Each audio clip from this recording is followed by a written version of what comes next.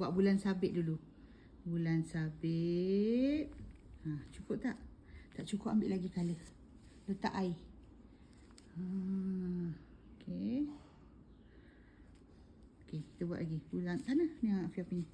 Bulan sabit. Cukup tak? Tak cukup, ambil lagi colour.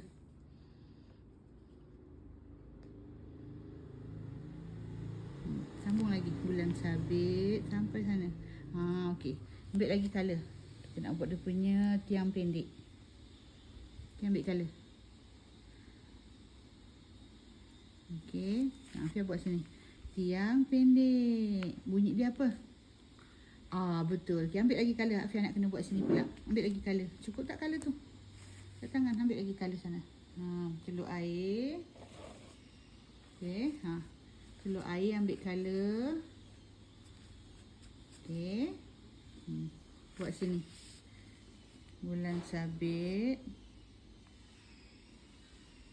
Okey, lagi. Ambil colour lagi.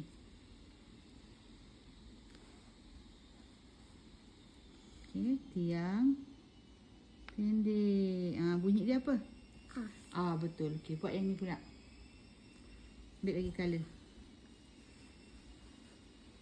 Okey, bulan sabit dulu.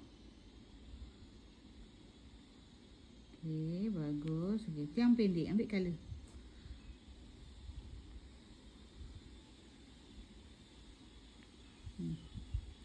Tiang pendek. Bunyi dia apa? Betul. Kita nak buat sini pula. Okey, buat bulan sabit. Okey, ambil colour. Okey, daripada sini. Daripada nombor 1 tu. Sini, daripada sini. Bulan sabit. Okey, tiang pendek, ambil colour lagi.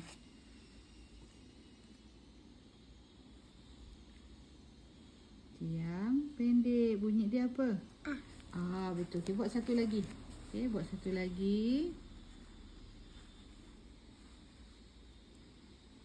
Okey, ambil colour. Okey, kita buat bulan sabit. Okey, tekan daripada nombor 1 ni. Daripada sini. Tarik. Bulan sabit. Okey, ambil colour lagi. Okey, tiang pendek daripada nombor 2 ni. Tekan kat nombor 2 ni dulu.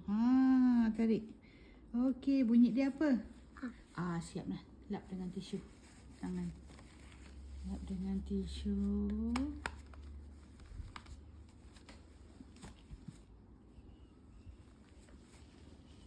Dah, bersih. Okey.